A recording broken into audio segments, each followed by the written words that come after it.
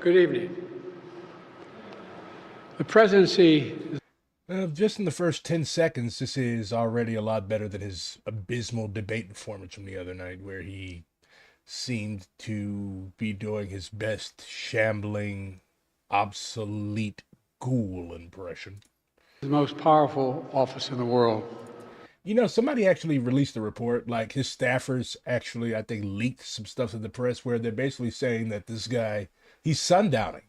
Like, he's literally better. He's better spoken, and he seems to be more on the ball during the hours between noon and 4 p.m., I believe, as opposed to like nighttime when he's basically useless. So the debate was held at night. So that's why he was fucked up. Like, that is a sign of literal advanced stage dementia. We are guided and run by a racist, segregationist ghoul with dementia. And the only other option, the only other viable option, because let's be real, RFK Jr. is not going to be president. The only other option that we may have to suffer in November is Donald fucking Trump, a currently convicted felon. So are we cooked? I mean, here's the thing that gets me. People keep acting like all of this shit is brand new. This shit is not brand new, okay? This shit is brand new to white people for whom this country was set up and who have been insulated from the effects of fascism. From my perspective as a black person whose ancestors were literally enslaved, who literally built this country for free, America has always been a fascist country. There has been no point in this country's history where this country has been good for black people. There has been no point in this country's history when this country has been good for indigenous people. This country was literally founded on the graves of indigenous people. The removal of what few indigenous people remained to reservations, which are basically land that white people didn't want. And now they're even hacking away at the reservations. Look it up. It's an office that not only tests your judgment. The party is never going to drop Joe. See, liberals are coming up with all of these far-fetched solutions. Oh, Sotomayor retires, and then Kamala Harris is appointed to the Supreme Court. None of that shit is going to happen. Liberals always do this when they're in trouble. They come up with far-fetched solutions. Pack the Supreme Court. FDR tried to do that. It didn't work. None of this is going to work. It's going to be Biden v. Trump in November, and Biden is going to get his clock cleaned. That's the reality. So liberals have the choice to either embrace reality and prepare for it, or they have the opportunity to have a repeat of 2016, except worse, because Trump has already said that his retribution is going to be godlike. Perhaps even more importantly, it's an office that can test your character. Because you not only face moments when you need the courage to exercise the full power of the presidency, you also face moments where you need the wisdom to respect the limits of the power of the office of the presidency. This nation was founded on the principle that there are no kings in America. But there are slaves in America. Each of us is equal before the law. That is not true. Each of us is not equal before the law. If each of us was equal before the law, every president that has served since World War fucking II would be in fucking prison. No one is above the law, not even the President of the United States. But today, and technically the president is above international law. Like over in the UK, like the king or queen can literally not commit a crime. Like he or she could literally murder somebody in the middle of the fucking wall, and they can get away with it because that's the sovereign. You cannot lock up your sovereign. So the president of the United States is technically above international law. Like, there cannot be an Interpol warrant issued for Joe Biden because of the crimes that he's enabled in Palestine. That's never going to happen. Why? Because the United States helped set up all these international bodies, Interpol, NATO, the International Court of Justice. Like, no, there's literally a There's literally a law that allows the United States to invade The Hague if any of our allies or any of our generals or war criminals is in real danger of being apprehended.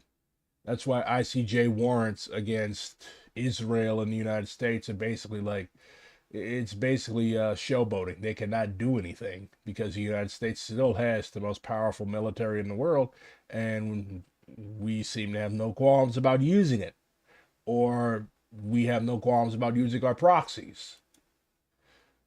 Hence, we see once again that force leads, not law, not fucking beautiful statements, and not no, force of arms. That's how it's always been. The only way that the proletariat is going to win is if we are able to conquer the bourgeoisie. This is going to be relevant later. Pay attention. Today's Supreme Court decision on presidential immunity, that fundamentally changed. For all practical purposes, today's decision almost certainly means that there are virtually no limits on what the president can do. So if Biden was a dude who wasn't senile, who is actually serious about power and actually serious about stopping Trump, if he considers Trump to be so dangerous, he would be applauding this ruling. He would be applauding this ruling, and he would be using the immense leeway that the Supreme Court has just allowed for the chief executive of this country. But he's not going to do that. He's not going to do that. He's going to encourage people to go Pokemon, go to the polls, and get out, corn pops, you color, get out to vote. It didn't even really fundamentally change anything. It just codified what was already implied. The president's job is to authorize crimes, and if these crimes are committed in an official capacity, nothing can happen to him. Everybody's known that. Everybody has always known that. Ask an indigenous person. Ask a Palestinian person. Ask a black person. Ask anybody who has run afoul of this country, and they will tell you this. There is no law that the United States is bound to respect.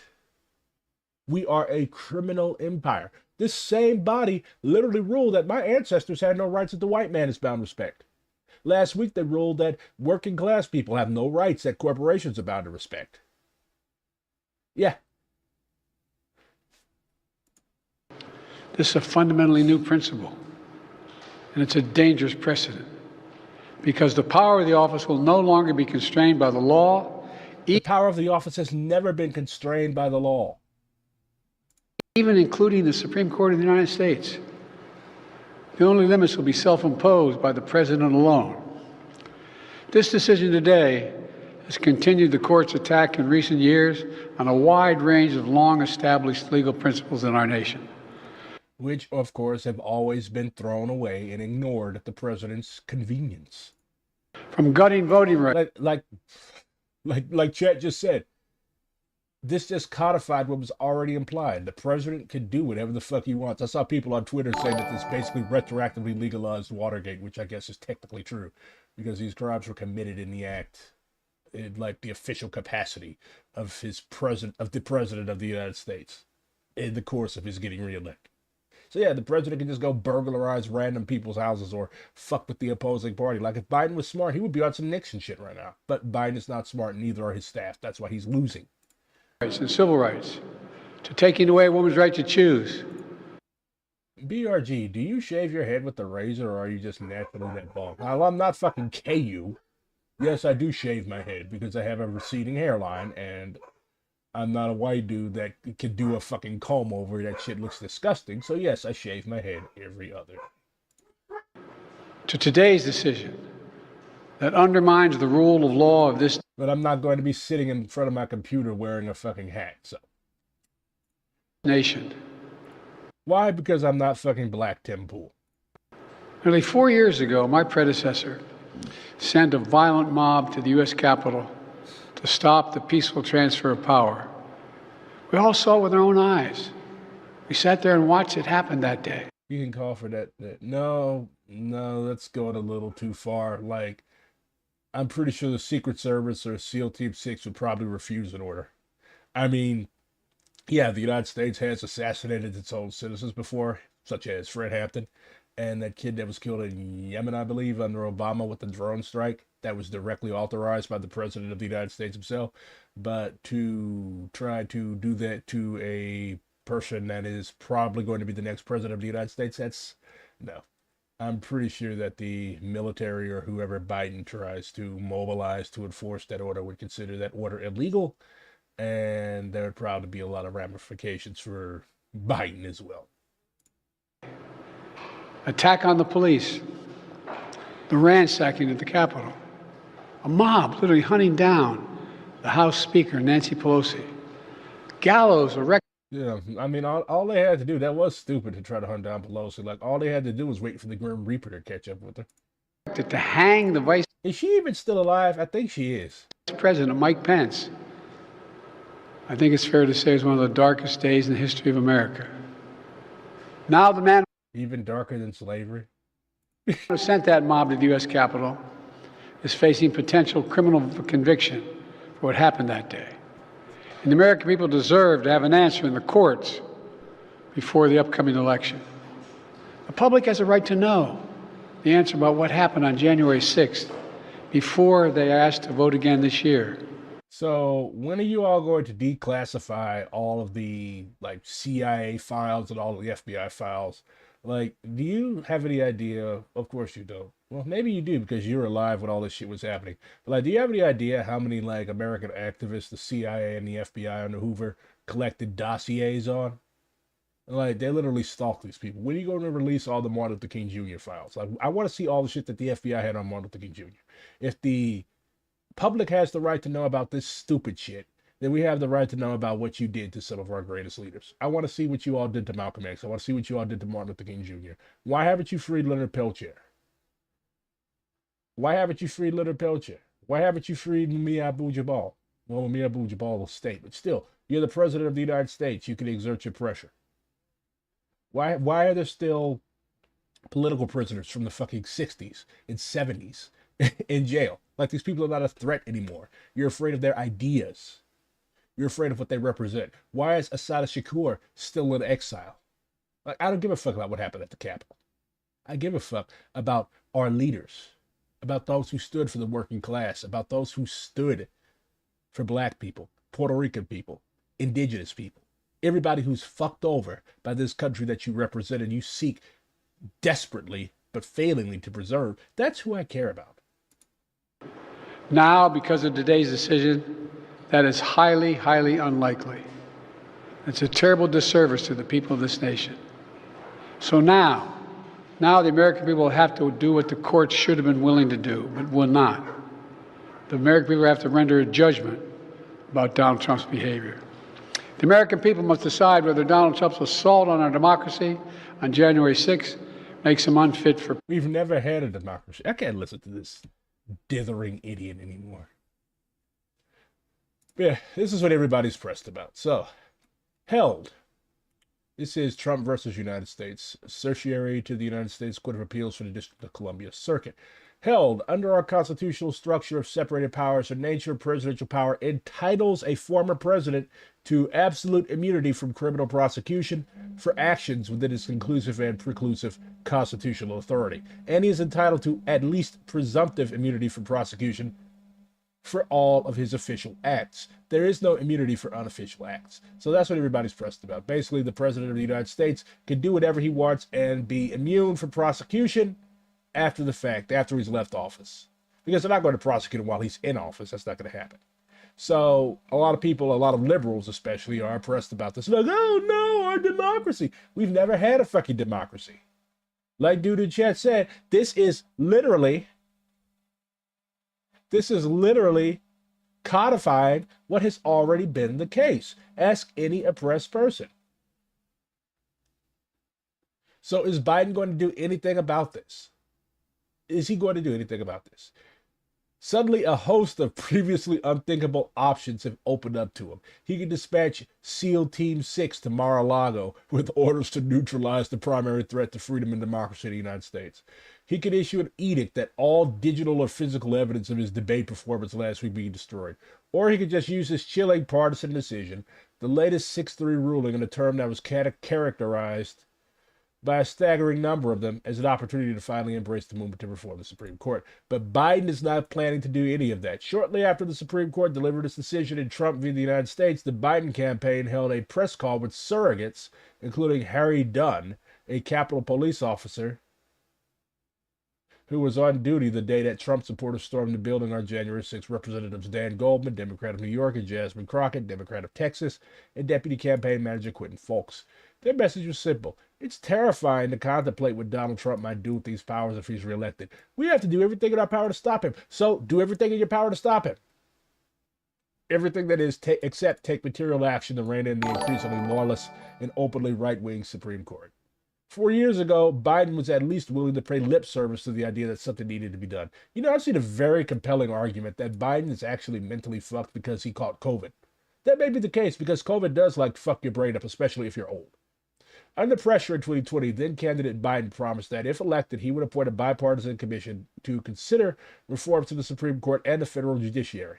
It's worth noting he offered that pledge before the court overturned Roe v. Wade, before it struck down a Trump-era ban on the device that facilitated the deadliest mass shooting in American history, aka a bump stock, and before it ended affirmative action in college admissions. Biden has made good on his promise to assemble that commission. 34 experts who held 6 public meetings, interviewed 44 witnesses, combed through 7,000 public comments, and ultimately delivered a 294-page report.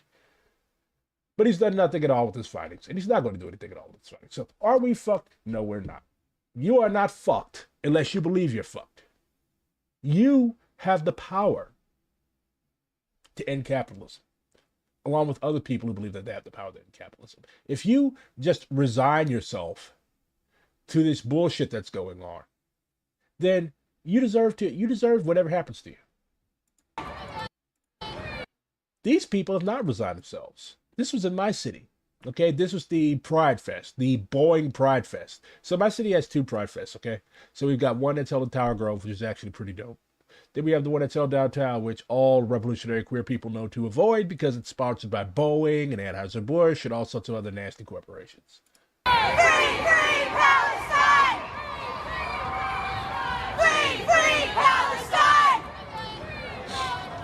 Free. So this was a collective of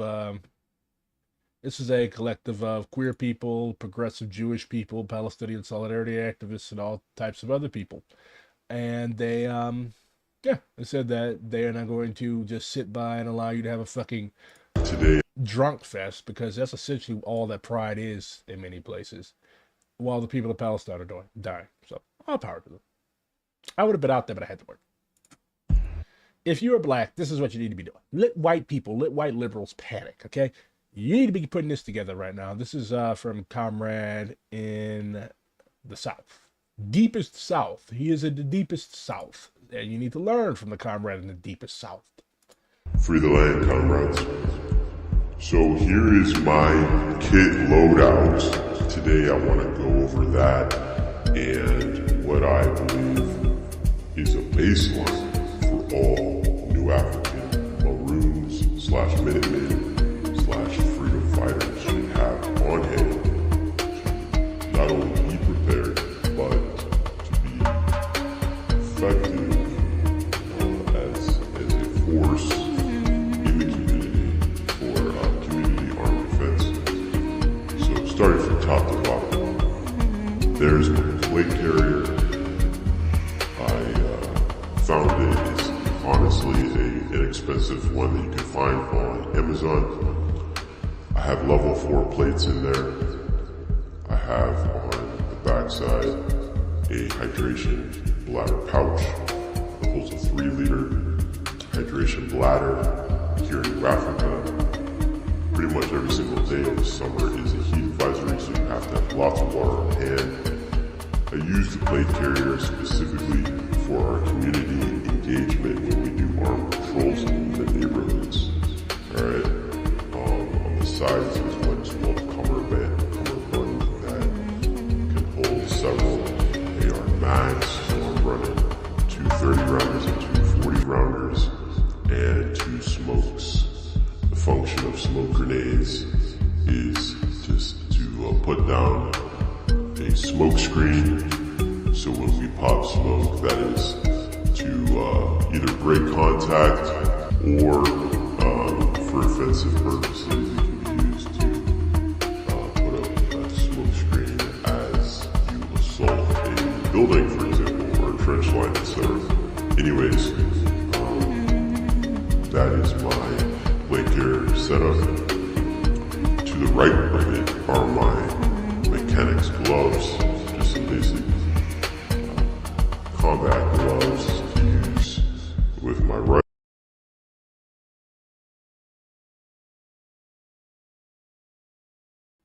I was muted. I'm sorry. I highly recommend reading some of Robert F. Williams' work in The Crusader. I believe that there's an archive, but this question has actually been covered. I also recommend Soul That Brother by George Jackson, where he talks about like his brother Jonathan Jackson's ideas for what you asked. So yeah, I am not going to spend an entire stream talking about the potentiality of waging guerrilla warfare in the United States because I do not want my stream banned. Rifle, there is my weapon, my flashlight above it.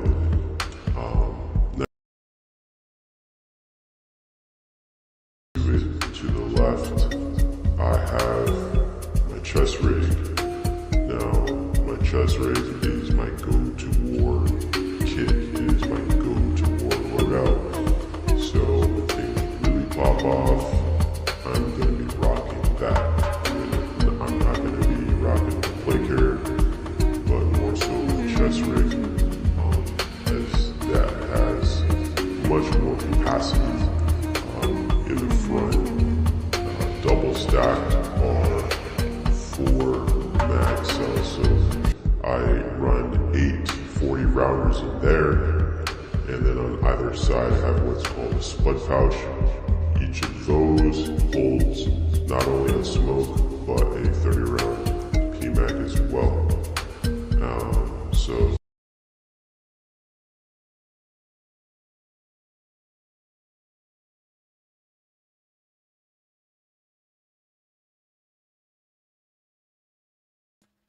I don't know why I keep muting myself, but communists love like uniforms and shit. Like, you're not gonna be dressed like a Bolshevik in the Civil War, okay? This is how American Bolsheviks are going to dress. That's how we're going to be dressed. Why? Because you have to blend in with your surroundings. So, yeah. The other day, the Pride Parade was stopped for almost an hour. They literally had firemen have to come and cut these people with fucking circular saws. It's time to release a song titled "Fuck the Fire Department."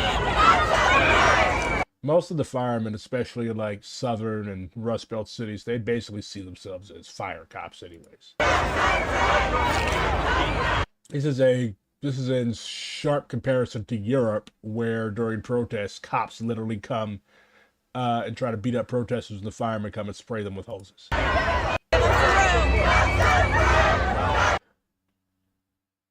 And this guy, Lord Miles, wants to visit North Sentinel Island. One of two things is going to happen. He's going to either be feathered with arrows, which would be hilarious, or he's going to end up being tortured to death in an Indian prison, which is also going to be hilarious. Either way, he is not long for this world. You know, I love how whenever we start talking about military shit, everybody comes out and is suddenly an expert. Something is better than nothing, okay? Like, guerrilla wars in third world countries have literally been started by guns that somebody made in their shed. Has anybody been following what's happening in Kenya? Like, everybody wants to be a fucking effort. 556, well, stop. Shut the fuck up. Get something.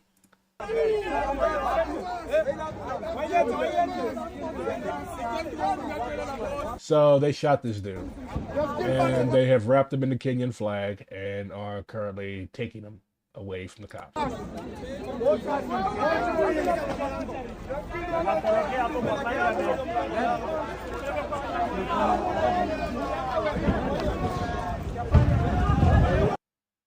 So this is shared by the vice chairperson of the Communist Party of Kenya. Aaron Bushnell would have been 26th on the 30th. Rest in power, comrade. And yes, that white person is entitled to rest in power. The Missourians to abolish the death penalty want you to join them. July 9th, the campaign launch of Marcellus Khalifa Williams. It is part of the National Innocence Campaign. He is an innocent person facing execution on September 24th in my state, Missouri, which is very fond of killing people. This is propaganda that was at the parade, at the demonstration at the parade. These St. Louis Boeing bombs murder Palestinians. Are you okay with bombs sponsoring pride? A small American bomb killing Palestinians by the dozens in Gaza. This is a Boeing GBU-39, which has been used in massacres in Gaza since October, including the May 26th Rafah massacre. For years, Boeing has supplied the Israeli military with fighter jets, attack helicopters, missiles, and precision-guided bombs that have been used in a genocidal attack of over 39,000 Palestinians. Many of these weapons have been manufactured right here in St. Charles, Missouri. The plant manufactures and ships F-15 fighter jets and GBU-39 small-diameter bombs directly to the Israeli military. Is Boeing an ally to queers or an ally to murder?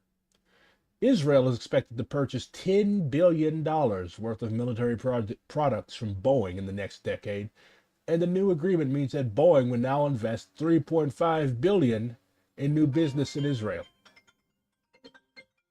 What the fuck? Yeah. Anyways, this is the old Arecibo.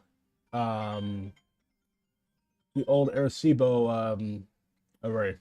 Nobody uses it anymore. Why? Because we're not looking for alien life forms anymore. We are looking for death. Who the fuck is this calling me?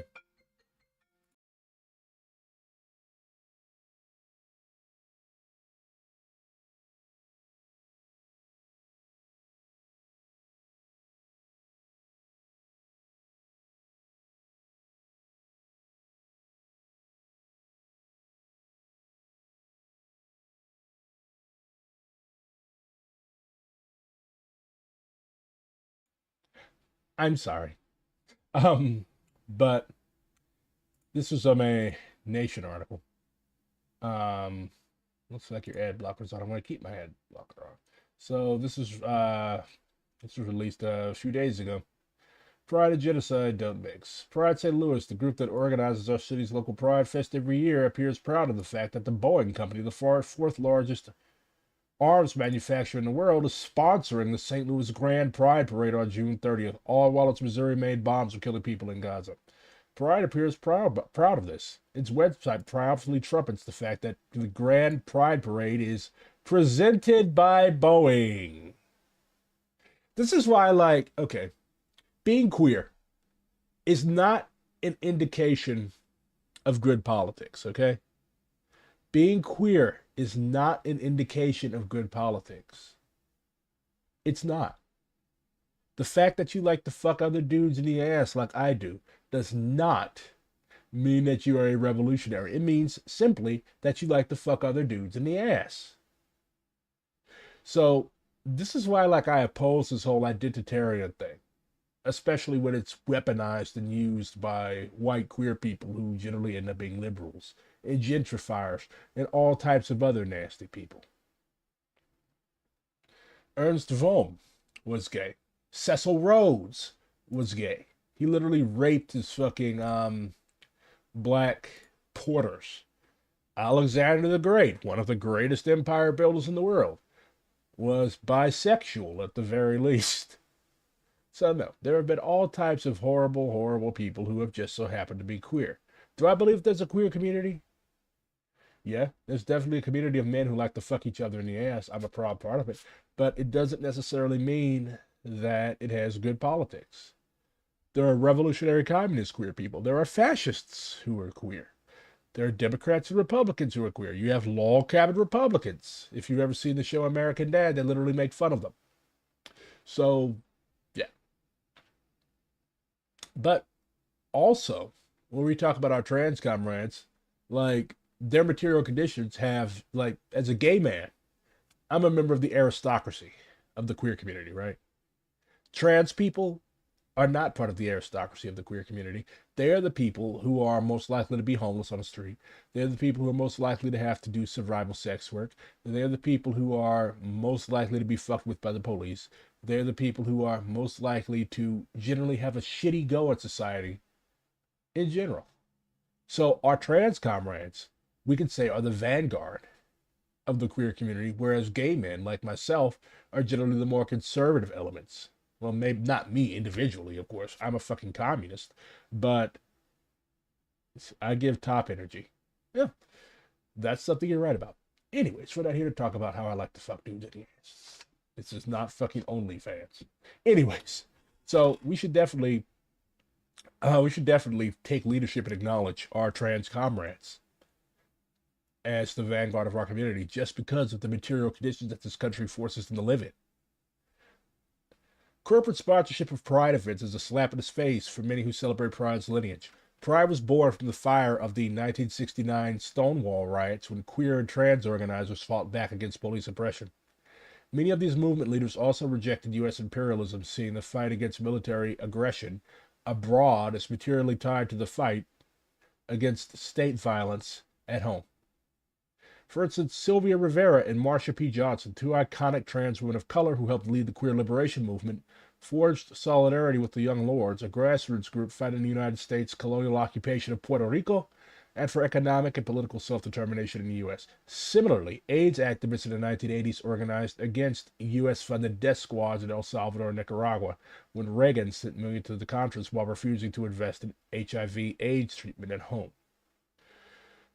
Here in St. Louis, home of the Ferguson Uprising and a multiracial, multi-faith Palestinian solidarity movement that runs broad and deep, we know that the movement for queer liberation has been fueled in part by trans women of color demanding an investment in queer life and divestment from state violence. We know that queer Palestinians have long pointed to the absurdity of their occupiers marketing as gay-friendly entities while terrorizing their people. Very good article. All power to the rebels everywhere. Especially in my city, because St. Louis is Rebel City. And of course, a cute little anime. I don't know what anime it is, but a cute little anime thingy. Kawaii, I believe the otaku call it. It seems that Bidenites are taking some key pointers from the Trump cult.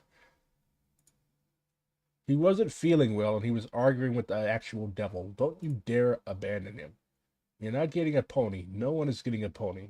Your choices are a proven older workhorse that needs to be turned into glue and a loud squealing pig that needs to be turned into bacon. Ugh. Well, there are people that want to fuck old Joe Biden. Ziv, who oversaw Israel's exit from Gaza in 2005, proposes that Palestinians who are ready to denounce Hamas can register to live in fenced-off geographic islands, basically concentration camps, mini concentration camps, located next to their neighborhoods and guarded by the Israeli military. They really expect these people to just sit up and, we'll accept it. We'll live in a concentration camp. If you're foolish enough to believe that, this is you. You are Homie the Clown. My God. Like, hey, black people, we're going to just surround you with barbed wire and let you guys live next to white communities. And, oh yeah, they're going to be guarded by the United States military. Nobody's going to accept that. Nobody should be expected to accept that. Nobody should. I have bad luck with swing sets for some reason. These guys, though. هيدا نصبين وعدين له كمين باذن الله كمين محكم رجال القائد ومحمد الجعبر واحنا الان قاعدين يوما ما بما انجب ننتصر قاعدين العدو حتى الان. You wonder why there's a fucking resistance. Also, read this book, Washington Bullets. This shows what I was explaining earlier, that the Supreme Court decision in Trump versus United States really is not all that unique. Okay? It's not. What it is codifying what has been happening. What has been happening? Read Washington Bullets. It's a history of the CIA, coups, and assassinations. You're stuck on an 8-hour flight. Take your seat. Don't sit next to me. Do not fucking sit by me. No. What the fuck is it? Oh, Taraji, now you know I wouldn't do that, especially not to a fellow bison. The real H. Did you say a fellow bison? You know. So what's on your mind? Oh, Madam VP Harris, I'm worried about the election. Women's reproductive rights are on the line. Our Supreme Court is on the line. Our basic freedoms are What do you mean are? None of that shit belongs to black people. being tested, Madam VP. I know you've been traveling across the country. What are you hearing? Yeah, girl, I'm out here in these streets. And let me tell you, you're right, Taraji. There is so You know, she actually made me late for work. She came to St. Louis. She made me late for work because they blocked off the whole fucking highway. She has not been on the streets. She had like a motorcade, okay? They all travel in these big black SUVs. They had, of course, the police honor guard, a bunch of dudes on motorcycles to ride in front of her. And then they had the motorcade behind them. She didn't get out and walk anywhere. She did not see any of St. Louis besides like the few feet from the curb to the hotel, where she gave a little speech. Then she went back to the airport and left. much at stake in this moment. The majority Yeah, that's the day Kamala Harris made me late for work. of us believe in freedom and equality. But these extremists, as they say, they not like us. I'm going to go live on a fucking mountain. You all are never going to see me again. Ora del coche bomba. This is not what is meant by let the crops rot in the field. You know, there was literally a scene in Grapes of Wrath, like literally like this. Farmers in Malay's ANCAP paradise of Argentina. It's like the Argentines are addicted to fascism. I don't know if it's a genetic thing or what, but these farmers are destroying hundreds of tons of tangerines, tasty fruit that people could be eating. I'm not a fan of citrus fruit, but tasty fruit that people could be eating, and they're destroying it because they can't sell it. This is what anarcho-capitalism has to offer. After just a few months of this shit, what does Bad Empanada have to say?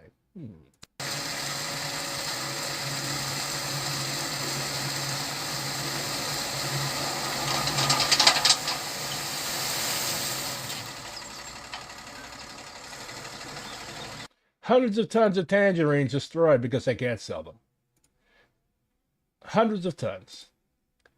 You know, this is the real white red guard, Cliff Connolly. I have never seen him have a bad take. You should follow Cliff. He's a very good guy, even though he is in the weirdo Marxist unity group. But he posted an excerpt from a book by Mark Davis. Everybody's roasting since the Socialist Majority Caucus. One of the steering committee members actually lives in my city. Very nice guy, but very bad politics it is. We know Maoists put politics in command, not personal relationships. Without an independent Socialist Labor Party, we have nothing. Without an independent Socialist Labor Party, we have nothing. So what is he talking about? So the Socialist Majority Caucus released 12 new points of unity. 1, we believe in the democratic road to socialist revolution, so our urgent task is to build a socialist majority. This is gobbledygook. There is no democratic road to socialist revolution. Socialist revolution is brought with fire and blood. Why? Because look at Chile. If you read George Jackson instead of whatever led you to produce this garbage, you would know that Allende was doomed because he did not thoroughly crush the power of the bourgeoisie. If this caucus somehow manages to gin up an electoral path to socialism, it's going to be destroyed. Did you not just see what the Supreme Court did? We are socialists because we practice materialist politics, not socialist identitarianism. What the fuck are you? What does this mean? What is materialist politics? You literally just made an anti-material statement in point 1 when you said that you believe in a democratic road to socialist revolution, something that objectively cannot exist. So you reject dialectical materialism and you reject objective reality, but because you posture yourselves as communists, you have to say materialist many, many times. 3, we believe in a democratic, comradely, and effective DSA. Okay, cool. So hopefully you all will not be engaging in any bureaucratic chicanery and wrangling if by some freak you end up with the majority on the NPC, right? 4, the working class needs a mass party that can contest for state power. I don't think these people know what a mass party is. If they did, they would reject the idea. Yes, the party should organize the masses, but it also needs a vanguard of the most trained and hardened in-class struggle workers. Of course, I guess I could be a little charitable because SMC is not a Marxist-Leninist caucus. 5, the only viable strategy to build a party in the U.S. at present is by using the Democratic Party ballot line. The only viable strategy, first of all, how arrogant are you? That's not the only viable strategy. Everybody thinks that they have the only viable strategy. How, objectively, demonstrably, provably, is your strategy the only viable strategy to build a party in the U.S.? How? How? Because reality kind of teaches us different. Did the Black Panther Party use a Democratic Party ballot line? No. My God. My God. I think I can get through this. I'm almost halfway done. But it just shows how tone deaf these fucking people are. How the fuck are you going to use the party of genocide, the party of Joe Biden, their ballot line? Like this party is doomed. Why would you want to hitch yourself to a doomed wagon that's about to drive off a cliff? I guess it just shows the innate stupidity of rightists.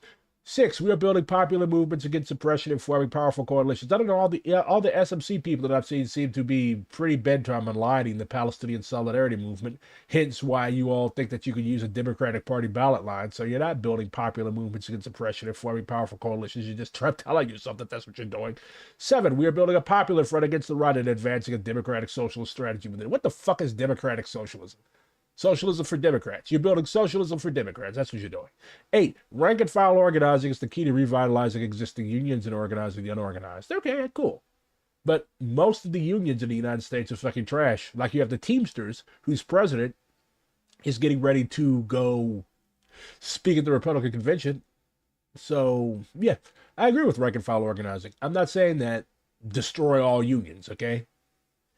But you have to consider, like, the history of these unions and why exactly would they become communists.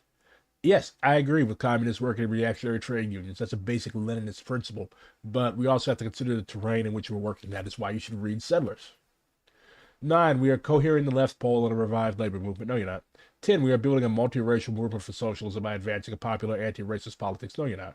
11, we are building a socialist feminist society and organizing culture. No, you're not. 12, we are sowing the seeds of an international socialist future. No, the fuck you are not. Keep dreaming, buddies. Here's another stupid thing. We do not trail behind Hamas, and neither should you. Maybe you should. Like I keep saying, everybody that criticizes and denounces Hamas, like maybe we should have. Malcolm X said that we need a Mau Mau in the United States. We need a Mau Mau type group in the United States. Maybe if he were alive today, we'd be saying that we need a Hamas type group in the United States. Because, I don't know if the white left their fucking balls on Blair Mountain. I'm pretty sure that they did. But they denounced the very good Red Star statement. We do not condemn Hamas, and neither should you. And they released, it's like Reform and Revolution is the most ratioed caucus in DSA. In our view, socialists should politically distance themselves. Okay, you don't have any political unity with these groups in the first place. These people do not know who you are. These people do not know who you are. You are not important to them. Why would they care what a bunch of American Trotskyites think? What are they going to be like? Oh, Habibi, we have been announced by Reform and Revolution in the DSA in the United States. We have to change our life. Bro, they don't give a fuck about you. They're fighting a war. In our view, socialists should politically distance themselves from axis of resistance forces like Hamas, Ansar Allah, and the Iranian government because their core politics, conservative, pro-capitalist, religious, fundamentalist, and repressive, are opposed to the interests of the Palestinian masses and the working class of the Middle East. Further, their tactics are often counterproductive to the cause of Palestinian liberation. My question, did any Palestinian contribute to the writing of this garbage article? Who the fuck are you? Like, why would they ask a bunch of white people how to liberate themselves? It's like asking a slave master how to become a maroon. Why would you ask the people that are oppressing you how to liberate yourselves? DSA should prioritize supporting working class and left-wing Palestinian groups. Okay, the working class and left-wing Palestinian groups are part of the axis of resistance. They're working with Hamas. They're working with PIJ. They're working with all of these different groups that you may consider political Islamist, but they're throwing down. These people are fighting for their literal fucking existence. These people are fighting for their literal fucking existence. And here you are. Like, I fucking hate trots. This is why people do not like trots. I try to be friends with these people. I try to be nice to these people. And they release stupid shit like, bro, how arrogant can you be? Where is your revolution?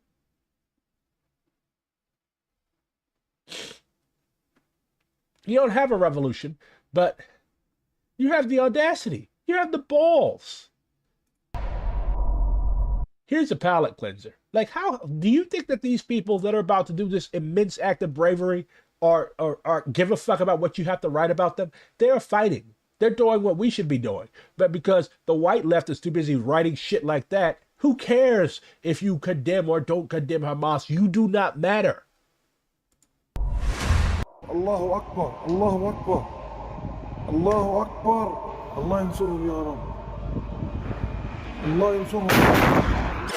Allah yansurhum.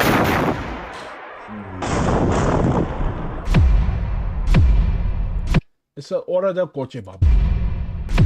Order.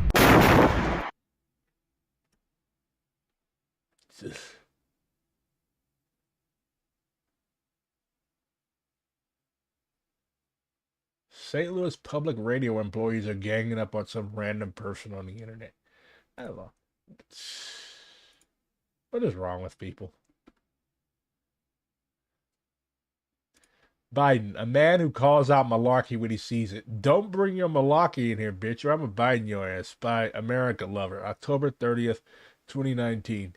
4,267 likes. 19,398 dislikes. Where's the infantry supporting tanks? Do Israelis even know how to wage war except using artillery? And no, they just know how to bomb civilian areas and kill little kids. That's what Israel knows how to do. No, they do not know how to fight an actual war. This post was fact-checked by real Yemeni patriots. Death to the United Snakes. Death to the UKKK. Upside down. Death to Australia. Death to the Netherlands. Death to Canada. Canada. We honor the life of Comrade Erickson Mutisha, martyred by the rogue police under President Ruto's orders. His blood fuels our revolution. You know, I as a Maoist, I consider the Communist Party of Kenya to be campist and revisionist, but they are brave people. They also have a wonderful aesthetic. A silenced political analyst from prestigious Western University, a cab driver from a third world country, is talking. Chapel Roan is such a phenomenon because she's the first lesbian to make good music, and Tracy Chapman does exist. Maybe she's the first white lesbian to make good music. She's also from Missouri, but I'm not obligated to stand her. I don't like her music. I don't like her. This is happening. We stand with Professor Muhammad Abdu, who has been fired, silenced, threatened, and scapegoated. He is a North African, Egyptian Muslim, anarchist, interdisciplinary activist, scholar of indigenous, black, critical race, and Islamic theories, as well as gender, sexuality, abolition, and decolonization, with extensive fieldwork experience in the Middle East, North Africa, Asia, and Turtle Island. During her congressional hearing in April, Columbia President Manu Shafiq doxed Dr. Muhammad Abdu, a Columbia visiting professor in modern Arab studies. Since then, Abdu has been completely blacklisted from academia. You know, this is the thing that gets me. The Zionists always act like they're the victims, but they have the power to do this. How can you ban this man entirely from academia? This man has a doctorate. He is one of the experts in his field, but because of his political beliefs and things he has said on his personal social media, you all have the power to denounce him before Congress and get him banned entirely from working in his field. That is power. But you all turn around and act like you all are the victims. You have no power. Oh, they're oppressing us. No. This man has faced harassment, assault, and stalking, including being followed and harassed by Proud Boys while walking home. Professor Abdu teaches about 1492, Black and Indigenous struggles, and land back on Turtle Island, and how to materially apply these discourses. He brings to light the hypocrisy and complicity of Colombia in the ongoing ethnic cleansing of indigenous land in Palestine. The subjects Abdu teaches directly disrupt the material conditions behind the colonization of indigenous lands. It is no coincidence that Colombia was threatened by him. Instead of protecting their scholars and academic freedom, Columbia admin allowed the professor to be doxxed, harassed, physically assaulted, and stalked with no protection. Professor Muhammad Abdu was targeted by a McCarthyist and morally bankrupt administration. We call on our communities, Columbia faculty and staff to stand with Dr. Muhammad Abdu. We must ensure that members of our community can speak truth to power. Please sign and share with your networks.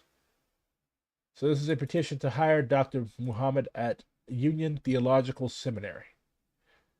And I highly recommend that everybody who is in chat, who enjoys the sight of my bald head, sign the petition. So, are we fucked? No, we're not. Why? Because this ultimately does not matter. This has always been the case. This same body said that black people are subhuman, born to be slaves and have no rights that white people are bound to respect. So the bourgeoisie has no rights the proletariat is bound to respect. That's the reality of the situation. So we are not going to vote. We are not going to educate our enemies. We're not going to vote our way into power. We should already have gotten enough of that through the abysmal failure of the Chilean experiment that cost the Chilean people thousands of martyrs. Columbia is an Ivy League university where the intellectual elite of U.S. imperialism was made, yes. Anyways, if you can get a gun, if you can get any type of instrument to defend yourself, listen to what Comrade Deepest South was saying. He knows what it takes to liberate yourself. He knows what it takes to protect yourself. These courts are not going to protect you. The squad is not going to protect you. Nobody can protect you but you and your comrades and your family. Am I encouraging you to go live on a fucking mountain? No. Am I encouraging you to go out and do some type of stupid, adventurous thing that's going to get you locked up and martyred? No. I'm encouraging you to start building close ties within your community so that we can weather the storm and eventually capture power. That's all. Peace.